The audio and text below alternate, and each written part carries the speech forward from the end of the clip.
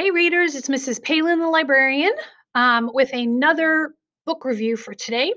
This one was on a list of a blogger that I follow. It says it was one of the best books of 2020, so I had to read it.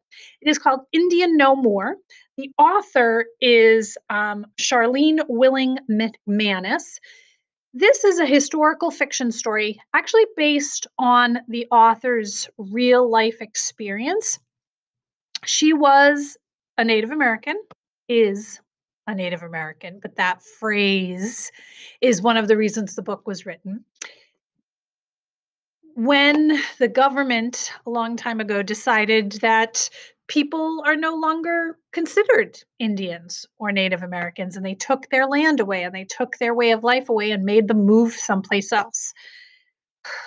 Our country has a yucky history sometimes.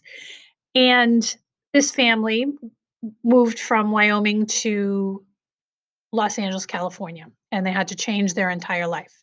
And in doing so, they experienced a lot of racism. They looked different, they acted different, they had a different culture than other people.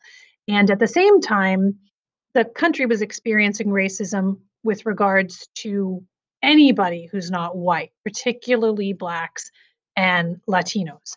And so this family experienced racism. Now,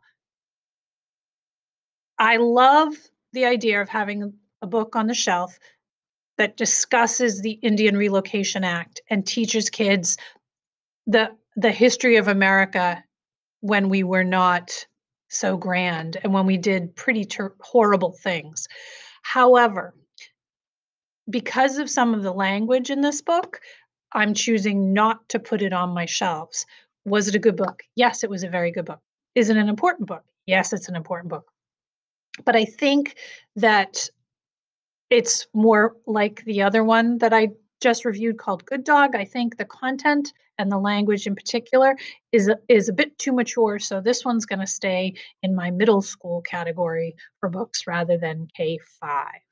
But when you're in middle school, or if you want to deal with this and talk to mom and dad and read it with some guidance, go right ahead. It was a very good book, very good historical fiction story.